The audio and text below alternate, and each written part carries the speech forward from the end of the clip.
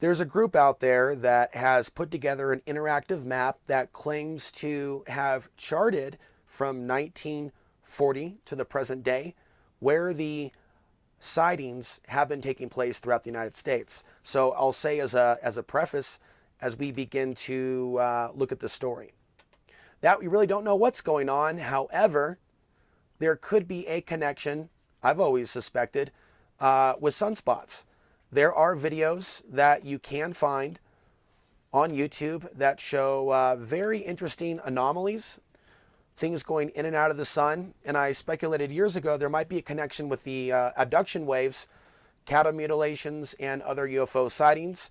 Looking at Chris O'Brien's research, we can see that there was basically a wave of mutilations that rocked the American Southwest in the late 1970s, well, really all throughout the 70s, really started popping up in the 60s, and there was a particular horse even that was mutilated. So these particular mysteries have been taking place.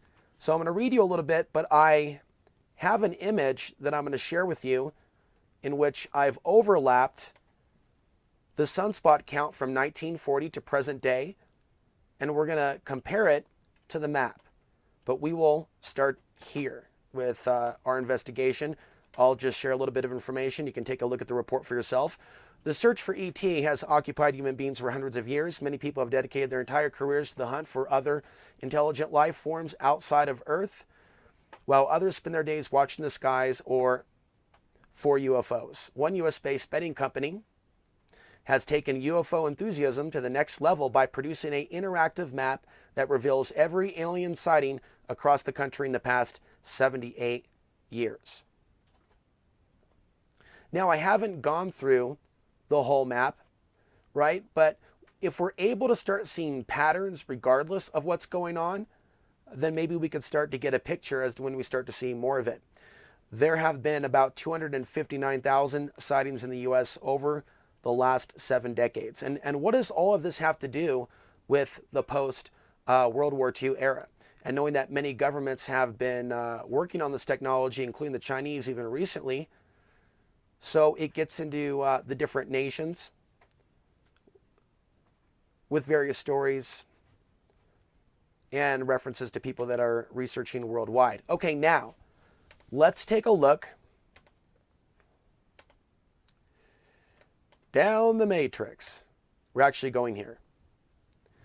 Now, this is from the interactive map, is an image that I saved, and I've brought it into this program. Above is the sunspot numbers from 1940 all the way up until just after the 2000s.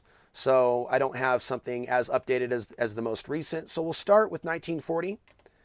And I've tried to line this up on top of it as closely as possible.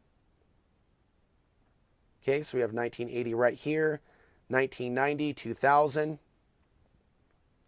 Okay, so Roswell, for example, took place in 1947, so that would be right around here in this period.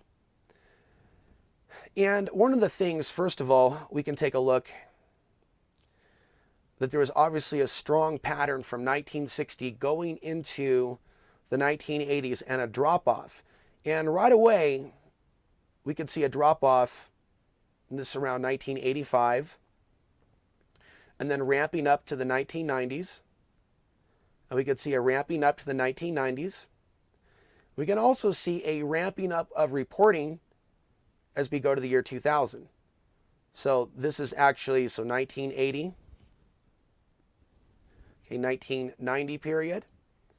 We had the mid-90s. Then right as we were at 1997, 1998, 1999, 2000, 2001, and the events surrounding that, going into 2002, 2003, 2004, 2005. So as we look at this, we ask ourselves, do we see a potential correlation coming out of the 90s into the 2000s? And we also see what appears to be a reduction after the 2000s. As we see a drop down here, we see a dip down. We also see a resurgence in this period And so this would actually be around 2015. Okay, and there was a significant solar flare in September of 2015. I speculate maybe some of this energy, solar energy, could also be used weeks down the line, months down the line. Maybe it could be, we really don't know what's going on. But there could very well be a direct connection between the sun and some of this phenomena. We've been talking recently also, I mentioned ghost hunters have picked up on increased activity when there are geomagnetic storms. And so a lot of people aren't aware of this, but this is pretty interesting. Pretty interesting. We'll also look a little closer at this. So we have the ramping up of sunspots in and around the time, by the way, of World War II, and then coming out of that period, and then, of course, the 60s. I've talked about the human behavioral response. As we see the UFO activity take off in the 60s,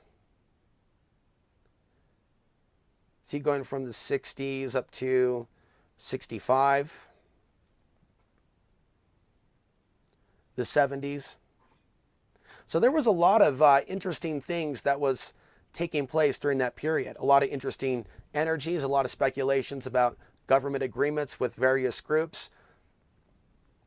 And then I found some references to people looking at a potential connection between sunspots and what was happening in and around the period of Roswell in 1947.